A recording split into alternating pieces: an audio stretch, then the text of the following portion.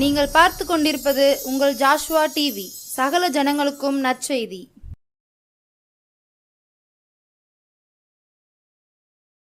காணாமல் போன ஆடா இருந்தேனே ஏசையா, கண்ணோக்கி பார்த்தீரே, கவலைகளை மாற்றினீரே, மறக்கவில்லையே, மார்போடு அணைத்து கொண்டீரே, தேடி வந்தீரே.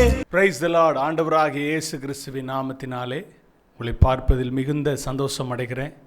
இந்த நிகழ்ச்சிக்கு உங்களை அன்போடு கூட வரவேற்கிறேன். எப்படி இருக்கீங்க? சந்தோஷமாக இருப்பீங்கன்னு சொல்லி நான் கர்த்தருக்குள்ளே நம்புகிறேன். கடந்த நிகழ்ச்சி உங்களுக்கு மிகுந்த பிரயோஜனமாக இருந்திருக்கும் என்று நான் ஆண்டவருக்குள்ளே நம்புகிறேன். எந்த நாளிலும் கூட தேவன் உங்களோடு கூட பேச வல்லவராக இருக்கிறார். நாம் திருப்பிக் கொள்வோம். நீதிமொழிகள் புஸ்தகம் 8ஆம் அதிகாரம் 13ஆம் வசனத்தை நாம் வாசிக்க கேட்போம். நீதிமொழிகள் 8ஆம் அதிகாரம் 13ஆம் வசனத்தை வாசிக்க கேட்போம். தீமையை வெறுப்பதே கர்த்தருக்கு பயப்படும் பயம், கர்த்தருக்கு பயப்படுகிற பயம், பெருமையையும் அகந்தையும் தீய வழியையும் புரட்டு வாயையும் நான் வெறுக்கிறேன். ஆண்டவருடைய நாமத்துக்கு மகிமை உண்டாகட்டும். நான் வாசித்த அருமையான இந்த நீதிமொழிகள் இந்த 8ஆம் அதிகாரத்தில் தேவன் தீமையை வெறுக்கிறதாக நாம் பார்க்கிறோம். தீமையை வெறுப்பதே கர்த்தருக்கு பயப்படுகிற பயம் என்பதை நாம் பார்க்கிறோம். தீமையை வெறுக்க வேண்டும் என்ற அந்த அனுபவம் நம்முடைய வாழ்க்கையில், அதற்கு கீழாக நிறைய காரியங்களை நாம் வாசிக்கிறோம். இன்றைக்கு நாம் சிந்திக்க போகிறதான தலைப்பு பெருமை பேசாதே அல்லது பெருமைப்படாதே அப்படிங்கிற காரியத்தை இன்றைக்கு நாம் சிந்திக்க போகிறோம். உலகத்தில் பெருமை என்ற ஒரு காரியம் மிகவும் பெருகி இருக்கிற ஒரு சூழலில் நம்ம வாழ்கிறோம். பெருமையுள்ள மனிதர்கள் இன்றைக்கு பெருகி இருக்கிறார்கள். பணத்தினாலேயும் பொருளினாலேயும் வசதியினாலேயும் படிப்பினாலேயும் ஞானத்தினாலேயும் தனக்காக ஏற்படுத்தி வைத்திருக்கிற ஒரு கட்டமைப்பினாலேயும் தன்னை பெரிதாக பார்க்கிற காண்பித்து கொள்கிற ஒரு சூழ்நிலையில் இன்றைக்கு மனித சமுதாயம் வாழ்ந்து கொண்டிருக்கிறதை நாம் பார்க்கிறோம். அன்பானவர்களே, இன்றைக்கு நாம் சிந்திக்க போகிற அந்த தலைப்பு மிக முக்கியமான தலைப்பு. பெருமை பேசாதே அல்லது பெருமைப்படாதே. ஒரு மனிதனுடைய வாழ்க்கையில் உயர்வு தேவனால் உண்டாகிறது. ஒரு மனிதனுக்கான மேன்மையை கர்த்தர் கொடுக்கிறார். சங்கீதக்காரன் சொல்கிறார், என் மேன்மையை பெருக பண்ணி அப்படின்னு சொல்கிறார். என்னை மறுபடியும் தேற்றுவீர் அப்படின்னு சொல்கிறார். ஆனால் அந்த வசனத்தில் நீங்கள் வாசித்து பார்த்தீங்கன்னா, முன்னக்கூட்டி அவர் கட்டுகளையும் எத்தனையோ ஆபத்துகளையும் கடந்து வந்து திரும்பவும் என்னை உயிர்ப்பித்தீர் அப்படிங்கிற அந்த வார்த்தையை பதிவு செய்த பின்பு என் மேன்மையை பெருக பண்ணுவீர் அப்படின்னு சொல்லி தாழ்மையாக அந்த இடத்துல சொல்கிறதை நாம் பார்க்கிறோம். எனக்கு அன்பானவர்களே, நம்முடைய வாழ்க்கையில் நமக்கு நாமே பெருமைப்படுகிறதை, நமக்கு நாமே பெருமையான காரியங்களை பேசுகிறதை ஆண்டவர் ஒருபோதும் விரும்புவதில்லை. அது தீமையில் முதலிடத்தில் இருக்கிற ஒரு லிஸ்டாக இருக்கிறது. தீமையான அனுபவத்தை வெளிக்காட்டக்கூடிய ஒரு ஸ்வாவந்தான் பெருமையான பேச்சு. இந்த பெருமையான பேச்சை குறித்து நான் வேதத்தில் தெளிவாக வாசிக்கும்போது இது தேவனுடைய ஸ்வாவமாக இல்லை, இது பிசாசினுடைய ஸ்வாவம். வெளிப்படுத்தின விசேஷம் 13ஆம் அதிகாரம் 5ஆம் வசனத்தில் வாசிக்கும்போது அங்கே ஒரு வலுசற்பத்தை குறித்து அங்கே சொல்லப்பட்டிருக்கிறது. அந்த வலுசற்பம் பெருமையானவைகளை பேசும் என்று அங்கே வாசிக்கிறோம். பெருமையானவைகளை பேசுகிற வலுசற்பம் என்று அங்கே சொல்லப்படுகிறதை நாம் வாசிக்கிறோம். அன்பானவர்களே, இன்றைக்கு நம்முடைய வாழ்க்கையில் பெருமையான பேச்சு வேண்டாம். பெருமையான பேச்சுகளை நாம் பேசுவதனால் நமக்கு என்ன லாபம் என்பதை நாம் என்னைக்காக சிந்தித்து இருக்கிறோமா? அந்த வார்த்தை கேட்குற உங்கள் வாழ்க்கையில் அதிகமான பெருமையான பேச்சு இருக்குமானா, இந்த செய்திக்கு அப்புறம், இந்த நிகழ்ச்சிக்கு அப்புறம் அந்த பெருமையான பேச்சுகளை உங்கள் வாழ்க்கையில் உங்களை விட்டு அப்புறப்படுத்த நீங்கள் முயற்சி எடுக்கும்போது ஆண்டவர் உங்களுக்கு உதவி செய்வார். கர்த்தருடைய நாமத்துக்கு மகிமை உண்டாகட்டும். பெருமையான பேச்சுகள் தன்னுடைய வாழ்க்கையில் இருக்கிற ஏதோ ஒன்றை மேன்மையாக இருக்கிறதினால் அதை குறித்து பெருமையாய் பேசுகிற அந்த வார்த்தைகள் உங்கள் வாழ்க்கையில் அநேக இழப்புகளை கொண்டு வரும் என்பதில் எந்த சந்தேகமில்லை. கர்த்தருடைய நாமம் மகிமைப்படட்டும். வேதத்தில் இங்கே வாசித்து பார்த்தீங்கன்னா, நீதிமொழிகள் 27ஆம் அதிகாரத்தின் 1ஆம் வசனத்தில் இப்படியாய் நாம் வாசிக்கிறோம். நீதிமொழிகள் 27 1ஆம் வசனத்தை வாசிக்கும்போது, நாளைய தினத்தை குறித்து பெருமை பாராட்டாதே, ஒரு நாள் பிறப்பதை அறியாயே என்று நாம் வாசிக்கிறோம். நாளைய தினத்தை குறித்த பெருமையான பேச்சு. நாளைக்கு நான் அப்படி இருப்பேன், நாளைக்கு அதை செஞ்சிருவேன், நான் இதை செஞ்சிருவேன், நாளைக்கு என்ன நடக்க போகுது தெரியுமா, நாளைக்கு நான் என்னெல்லாம் பார்க்க போகிறேன் தெரியுமா, நாளைக்கு என் குடும்பத்தில் எவ்வளோ பிரமாண்டமாக நடக்க போகுது தெரியுமா, நாளைக்கு எனக்கு எவ்வளோ கையில் கிடைக்க போகுது தெரியுமா, நாளைக்கு நான் எவ்வளவு சாதிக்க போகிறேன் தெரியுமா, இப்படிங்கிற பெருமையான பேச்சுகள் உங்களுடைய வாழ்க்கையில் இருக்கும்னா அதை குறித்து நீங்கள் ஜாக்கிரதை உள்ளவர்களாக இருக்கணும். ஏன்னு சொன்னால், ஒரு நாள் பிறப்பதை நாம் அறிய முடியாது. நாளை என்ற அந்த ஒரு வார்த்தையை இன்னொரு நாள் பிறந்த பிறகு தான் நாம் அதை சொல்ல முடியுமே தவிர உறுதியாக சொல்லக்கூடிய ஒரு காலகட்டத்தில் நாம் இல்லை. ஒவ்வொரு நாளும் தேவன் நமக்கு கிருபையாய் கொடுக்கிற நாள். ஆகவே நாளைய தினத்தை குறித்த பெருமையான பேச்சு, அல்லது நடக்கப் போகிற காரியங்களை குறித்ததான பெருமையான பேச்சு, கிடைக்கப் போகிற காரியங்களை குறித்து பெருமையான பேச்சு, என்னுடைய குடும்பத்துக்கு கிடைக்கப் போகிற மேன்மையை குறித்து நான் பெருமையாக பேசணுங்கிற உள்ளத்தில் அப்படிப்பட்ட ஒரு எண்ணங்கள். சிலர் சொல்லுவாங்க, என் குடும்பத்தில் எனக்கு என் பிள்ளைகள் எவ்வளோ சம்பாத்தியம் பண்ணி கொடுக்குறாங்க தெரியுமா, நாளைக்கு நாங்கள் எப்படி இருப்போம் தெரியுமா, நாளைக்கு எங்கள் குடும்பத்தினுடைய ஸ்டேட்டஸ் எப்படி மாறும் தெரியுமா, நாளைக்கு எங்களுடைய குடும்பத்தில் இருக்கிற வருமானத்தினுடைய அந்த சூழ்நிலையை எண்ணி பார்க்கும்போது எங்கேயோ நாங்கள் போயிடுவோம், எனக்கு எப்படிப்பட்ட மருமகள் கிடைப்பா தெரியுமா, எனக்கு எப்படிப்பட்ட மருமகன் கிடைப்பான் தெரியுமா, இப்படிலாம் பெருமையாக பேசுகிற காரியங்களை ஒருவேளை உங்கள் வாழ்க்கையில் வச்சுருப்பீங்கன்னா இன்றைக்கி ஒரு மனம் திரும்புதல் உங்களுக்கு வரட்டும். தேவன் கொடுக்குற எல்லாத்தையும் ஸ்தோத்திரத்தோடு உங்கள் வாழ்க்கையில் பெற்றுக்கொண்டு தேவனுக்கு நன்றி உள்ளவர்களாய், பெருமை பாராட்டாதவர்களாய், பெருமையை குறித்து பெருமையாய் பேசாதவர்களாய் நீங்கள் இருப்பீங்கன்னா உங்களுக்கு தேவன் கொடுத்திருக்கிற அந்த மேன்மை, தேவன் உங்களுக்கு கொடுத்திருக்கிற ஆசீர்வாதம் நிலைக்கிறதா இருக்கும். கர்த்தருடைய நாமத்துக்கு மகிமை உண்டாகட்டும். எரேமியா புஸ்தகம் 23ஆம் அதிகாரத்தை நாம் திருப்பிக் கொள்வோமானால் 16ஆம் வசனத்தை வாசிக்கும்போது அங்கே இப்படியாக சொல்லப்பட்டிருக்கிறது. எரேமியா 23ஆம் அதிகாரம் 16ஆம் வசனத்தை வாசிப்போம். உங்களுக்கு தீர்க்க தரிசனம் சொல்லுகிற தீர்க்கதரிசிகளின் வார்த்தைகளை தீர்க்கதரிசியின் வார்த்தைகளை கேளாதிருங்கள். அவர்கள் உங்களை வீண் பெருமை கொள்ளும்படி செய்கிறார்கள். கர்த்தருடைய வாக்கை அல்ல தாங்கள் யூகித்த தரிசனத்தை சொல்லுகிறார்கள் என்று சேனைகளின் கர்த்தர் சொல்லுகிறார். நல்ல கவனிங்க. சிலர் நாளைய தினத்தை குறித்து பெருமையாக பேசுகிறவர்கள் உண்டு. இன்னும் அடுத்த ஒரு கேட்டகரி யாருன்னா, அதாவது நான் வாசித்த வசனத்தில் சொல்லப்பட்டிருக்கு, தீர்க்க தரிசனம் சொல்லுகிற தீர்க்கதரிசிகளின் வார்த்தைகளை கேளாதிருங்கள். ஏன் கேட்கக்கூடாது? தீர்க்கதரிசியின் வார்த்தைகளை ஏன் கேட்கக்கூடாது அப்படின்னா, அவர்களை குறித்து சொல்லப்பட்டிருக்கு, வீண் பெருமையை நமக்குள்ளே அவர்கள் ஏற்படுத்தி விடுவார்கள். தீர்க்க தரிசனம் என்ற பெயரில் தான் தன்னுடைய இருதயத்தில் யோசிக்கிற காரியத்தை நமக்குள் புகுத்தி, நமக்குள் இந்த ஆசைகளை ஏற்படுத்தி, அந்த வார்த்தைகளை அறிக்கையிடும்படி, அந்த வார்த்தைகளை நம்முடைய வாழ்க்கையில் பெருமையாய், அதாவது வீணாய் பெருமையாய் பேசக்கூடிய அனுபவத்துக்குள் நம்மை கொண்டு போய் விடுவார்கள். ஆகவே அந்த தீர்க்க தரிசனங்களை, அந்த தீர்க்கதரிசியின் வார்த்தைகளை கேளாதிருங்கள் என்று நாம் வாசிக்கிறோம். இன்னைக்கு பெரும்பாலும் பார்த்தீங்கன்னா தீர்க்க தரிசனத்தை அதிகமாக இன்றைக்கி விரும்பக்கூடிய ஒரு காலகட்டத்துக்குள்ளே வந்துட்டோம்.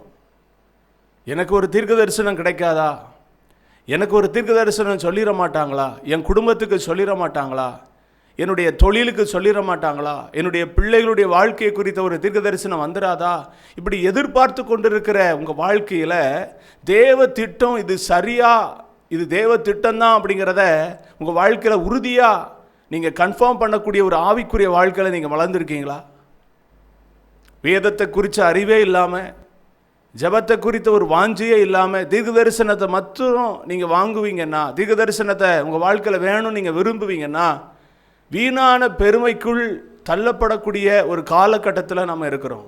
நான் எல்லா தீர்க்கதரிசியும் சொல்லலை, ஆனால் வேதத்தில் சொல்லப்பட்டிருக்கிற அந்த வார்த்தையை நான் உங்களுக்கு கோடிட்டு சொல்கிறேன். தாங்கள் யூகித்து சிலருடைய மனுஷனுடைய சூழ்நிலைகளை, அவருடைய குடும்ப பின்னணியங்களை, அவருடைய வாழ்க்கையில் இருக்கிற சில காரியங்களை கொஞ்சம் யூகித்து அவர்களுக்கு இப்படி இருக்கும் அப்படின்னு சில காரியங்களை சொல்லும்போது அவர்களுக்கு அவருடைய தகுதிக்கு மிஞ்சின காரியமாக அவர்களுக்கு சொல்லுகிறதுனால அது அவர்களுக்குள் எதை கொண்டு வருதுன்னா வீண் பெருமையை கொண்டு வந்து அந்த வீண் பெருமை அவருடைய வாழ்க்கையில் அவர்களை பேச வைக்கக்கூடியதாய் மாறி போகிறது. அது தீமை என்பதை அவர்கள் உணர்ந்து கொள்ள முடியாத அளவுக்கு அந்த தீர்க்க தரிசனங்கள் அவருடைய வாழ்க்கையில் வீணான பெருமைக்குள் அவர்களை தள்ளுகிறது. இன்றைக்கி பார்த்தீங்கன்னா எங்கே பார்த்தாலும் தீர்க்க தரிசனம் பெருகிருச்சு.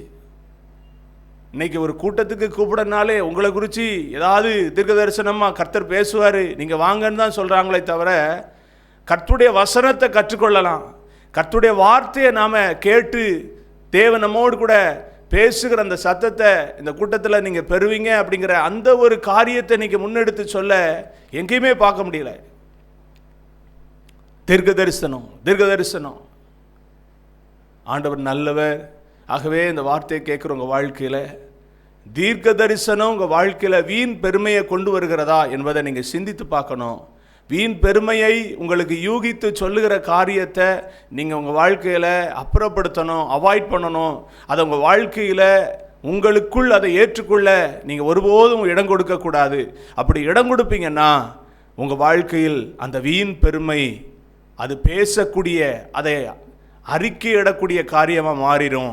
அது உங்களுடைய வாழ்க்கையில் பெரிய இழப்புக்கு காரணமாக மாறிடும். இப்போ நாளைய தினத்தை குறித்தும் பெருமையாக பேசக்கூடாது. யூகித்து சொல்லுகிற தீர்க்க தரிசனங்களை கேட்டு அதில் நீங்கள் விழுந்து போகக்கூடாது. விழுந்து உங்கள் வாழ்க்கையில் அந்த வீண் பெருமையை உங்கள் வாழ்க்கையில் இருதயத்தில் வைத்து கொண்டு இப்படி நடக்குங்கிற வார்த்தையை பேசக்கூடியவங்களாக நீங்கள் மாறிடக்கூடாதுங்கிறத கர்த்தர் இந்த வேளையில் உங்களோடு பேசுகிறார். மூன்றாவதாக எரேமியா 48 42 வசனத்தை வாசிக்கும்போது ஆண்டவர் உங்களை ஆஸ்வதிப்பார். வாசிக்கலாம். 48 42 வசனம்.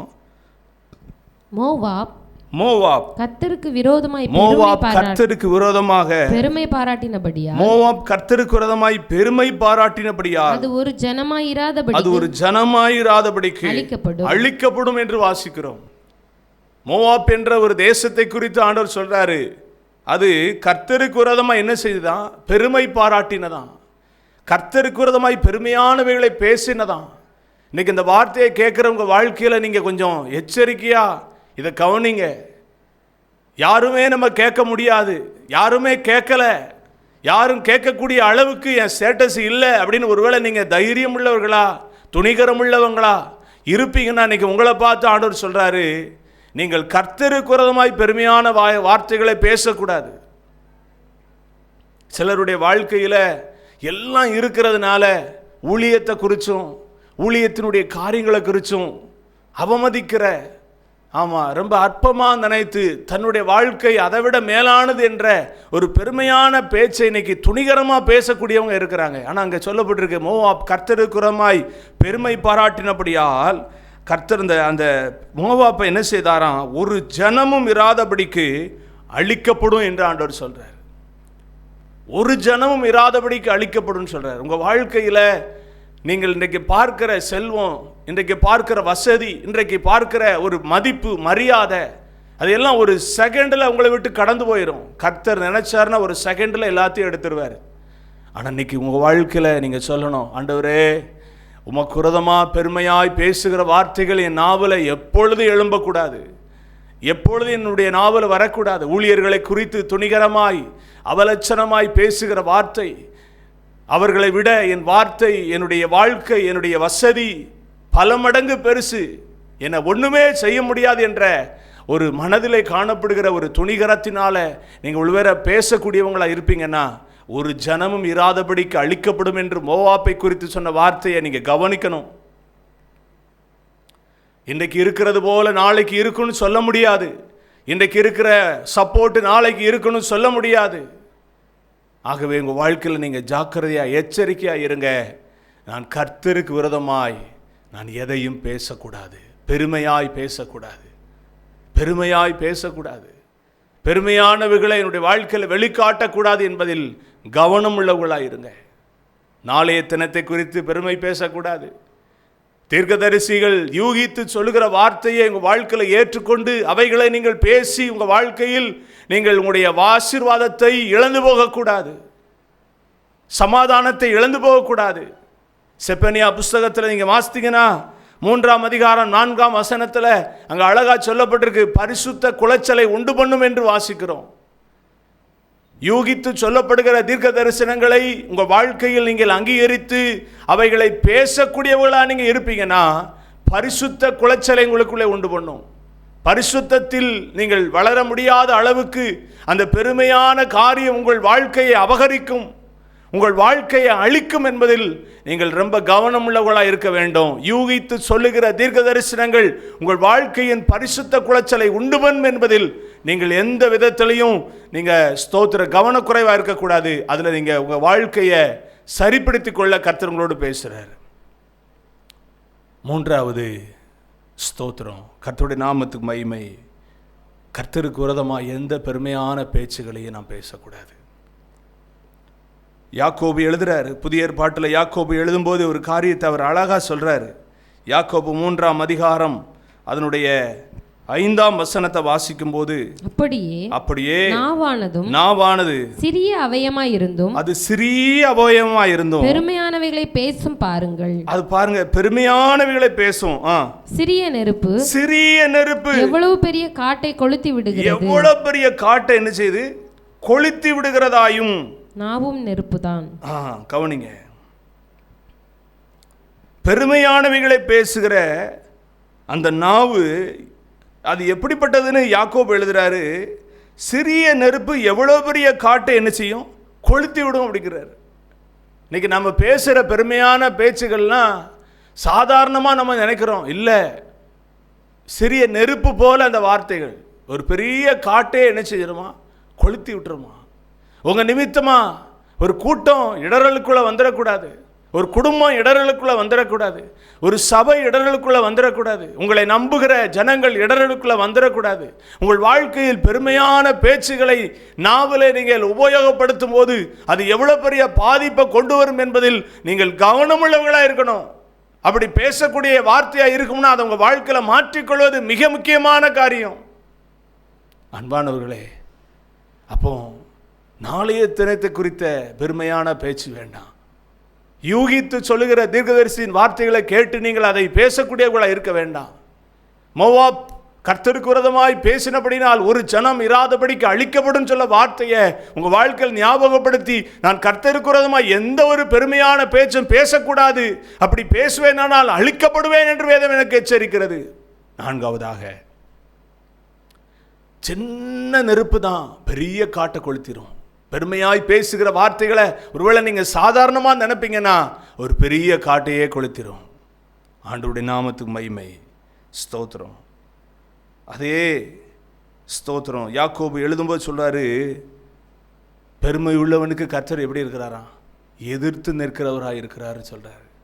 உங்கள் வாழ்க்கையில் நீங்கள் பெருமையாக பேசக்கூடியவங்களாக இருப்பீங்கன்னா ஆண்டவர் உங்களுக்கு எதிராளியாக இருக்கிறார். இன்னைக்கு நான் ஆண்டவருடைய வார்த்தையை கேட்குறவங்க வாழ்க்கையில், ஆண்டவரே நமக்கு எதிராளி அல்ல, நீர் எனக்கு எஜமானன் என்ற ஸ்தானத்தில் நான் வைக்க விரும்புகிறேன் என்ற ஒரு மனநிலைமைக்கு நீங்கள் வாங்க. சரி, அதாவது பெருமையானவைகளை பேசக்கூடாதுன்னா நம்முடைய வாழ்க்கையில் எப்படி நாம் நம்மளை சரி பண்ணிக்கொள்ள? வேதத்தில் வாசிப்பீங்கன்னா யாக்கோபு 4ஆம் அதிகாரம் 6ஆம் வசனத்தில் வாசிக்கிறோம், அவர் அதிகமான கிருபையை அளிக்கிறாரே, ஆதலால் தேவன் பெருமை உள்ளவர்களுக்கு எதிர்த்து நிற்கிறார், தாழ்மை உள்ளவர்களுக்கோ கிருபை அளிக்கிறார் என்று சொல்லி இருக்கிறது. பெருமையை பேசாதபடிக்கு நாம் நம்மை காத்துக்கொள்ள வேண்டுமானால் நாம் எதை வாஞ்சிக்கணும்னா அதிகமான கிருபையை வாஞ்சிக்கணும். ஆண்டவரே, வேதத்தில் வாசிக்கிறோமே, அவர் அதிகமான கிருபை அளித்திருக்கிறாரே அப்படின்னு சொல்லப்பட்டிருக்க, அந்த அதிகமான கிருபையை எனக்கு நீங்கள் தாங்க. பெருமையானவைகளை நான் பேசாதபடிக்கு ஆண்டவரே, என் வாழ்க்கையில் உமக்கு உகந்த பாத்திரமாக இருக்கும்படி எனக்கு அதிகமான கிருபையை எனக்கு தாரும்னு சொல்லி நீங்கள் கெஞ்சுவீங்கன்னா கர்த்தர் உங்களுக்கு அதிகமான கிருபையை தந்து பெருமையான பேச்சுகளுக்கு ஆண்டவர் உங்களை விலக்கி உங்களை காக்க அவர் வல்லவராக இருக்கிறார். சிலருடைய வாழ்க்கையில் நான் பெருமையாகவே பேசி பேசி பழகிட்டேன், எப்படி மேற்கொள்வதுன்னு தெரியலன்னு சொல்லுவீங்க. நான் அதிகமான கிருபையை ஆண்டவரிடத்தில் கேளுங்க. ஆண்டவரே இப்படி கிருபை எனக்கு தாரும், பெருமையானவைகளை பேசுகிற அந்த நாவு மாற்றப்படுவதற்கு அதிகமான நம்முடைய கிருபை எனக்கு தாரும் அப்படின்னு சொல்லி நீங்கள் ஆண்டவருடைய சமூகத்தில் நீங்கள் ஜெபிப்பீங்கன்னா ஆண்டவர் நிச்சயமாக அந்த அனுபவத்திலிருந்து உங்களை விடுவிக்க வல்லவராயிருக்கிறார். கர்த்தர் நல்லவர், ஸ்தோத்திரம். பிலிப்பியர் புஸ்தகம் 2ஆம் அதிகாரம் 3ஆம் வசனத்தில் வாசிக்கும் போது அங்கே சொல்லப்பட்டிருக்கிறது, ஸ்தோத்திரம், ஒன்றையும் வாதினாலாவது வீண் பெருமையினாலாவது செய்யாமல் மனத்தாழ்மையினாலே ஒருவரை ஒருவர் தங்களிலும் மேன்மையானவர்களாய் என்ன செய்யணுமா, என்ன கடவீர்கள் சொல்லப்பட்டிருக்கு. 2வது நிமிடத்துல பெருமையான பேச்சுகளை தவிர்க்க நாம என்ன செய்யணும் அப்படின்னா மனத்தாழ்மை ஆண்டவரிடத்துல கேட்கணும். மனத்தாழ்மைன்னு என்ன? என்னை விட நான் பார்க்கிற நபர்களை ரொம்ப மேன்மையாக நான் எண்ணணும். என்ன நான் மேன்மையாக என்னென்ன அனுபவத்தை விட்டு நான் ஒரு விஷயம் என்னை மாற்றிக்கொண்டு நான் பார்க்கிற, நான் பேசுகிற, நான் பழகுகிற ஒவ்வொருவரையும் என்னை விட மேன்மையாக எண்ணுகிற ஒரு சுபாவம் தான் மனத்தாழ்மையின் எண்ணம். இந்த வார்த்தை கேட்குறவங்க வாழ்க்கையில் அந்த அனுபவம் இல்லையா, மனத்தாழ்மைக்கு இடமே இல்லை அப்படின்னு ஒருவேளை நீங்கள் இருப்பீங்கன்னா இன்றைக்கி ஆண்டவர் உங்களோட பேசுகிறாரு. இன்றைக்கி இந்த நிகழ்ச்சியில் உங்களை ஒப்பு கொடுப்பீங்கன்னா உங்களுக்கு மனத்தாழ்மையை கொடுக்க வல்லவராக இருக்கிறார். உங்களை விட மற்றவங்களை மேன்மையாக எண்ணக்கூடிய சுபாவத்தை உங்கள் இருதயத்தில் கர்த்தர் வைக்க விரும்புகிறார். யாரையும் விட நான் பெரிய ஆளாக இருக்கணும்னு நினைத்து கொண்டு இருக்கிற உங்கள் வாழ்க்கையில் அந்த அனுபவங்களை மாற்றி ஒரு மனத்தாழ்மையின் சுபாவத்தை உங்களுக்குள்ளே வைக்க கர்த்தர் விரும்புகிறாரு. இந்த நிகழ்ச்சியில் உங்களை ஒப்பு கொடுப்பீங்கன்னா, இந்த நிகழ்ச்சியில் ஆண்டவரே அதிகமான கிருபை எனக்கு தாரும், எனக்குள்ள ஒரு மனத்தாழ்மையை தாருன்னு சொல்லி நீங்கள் அர்ப்பணிப்பீங்கன்னா கர்த்தர் நிச்சயமாக உங்களோடு கூட ஆண்டவர் இடைப்பட்டு உங்களுக்கு அந்த அனுபவத்தை தந்து உங்களை ஆசீர்வதிக்க வல்லவராக இருக்கிறார். ஒருவேளை ஸ்தோத்திரம், ஆண்டவரே இவ்வளவு நாள் இதில் நான் அடிமையாக இருந்தேனே அப்படின்னு சொல்லி உங்கள் இருதயத்தில் அதை குறித்த ஒரு கலக்கம் இருக்குன்னா இன்றைக்கி அதை ஆண்டவர்களை விட்டு எடுத்து போட வல்லவராக இருக்கிறார். என்னோடு கூட சேர்ந்து ஜெபிங்க. கண்களை மூடி முழங்கால் படிட்டு ஆண்டவர் நோக்கி பாருங்கள். நேசிக்கிற நல்ல ஆண்டவரே, இயேசுவின் நாமத்தினால் நம்முடைய சமூகத்தில் வருகிறேன். இந்த வார்த்தையை கேட்குற அருமையான பிள்ளைகளுடைய வாழ்க்கையில் காணப்படுகிற பெருமையான பேச்சுகளை கர்த்தர் ஒரு விசை கூட எடுத்து போடுவீராக.